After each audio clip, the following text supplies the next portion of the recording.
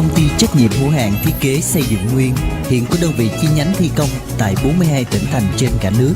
Chúng tôi nhận thi công xây nhà trọn gói từ nhà cấp 4, nhà cấp 4 mái Thái, nhà phố, biệt thự mái Thái, nhà xưởng, nhà trọ với giá cạnh tranh trên thị trường hiện nay nhưng vẫn đảm bảo về uy tín và chất lượng. Khi hợp tác cùng công ty xây dựng Nguyên, quý khách sẽ được đáp ứng mọi yêu cầu và nguyện vọng. Hãy liên hệ ngay số điện thoại 0909 898 572 để được tư vấn giải đáp thắc mắc miễn phí.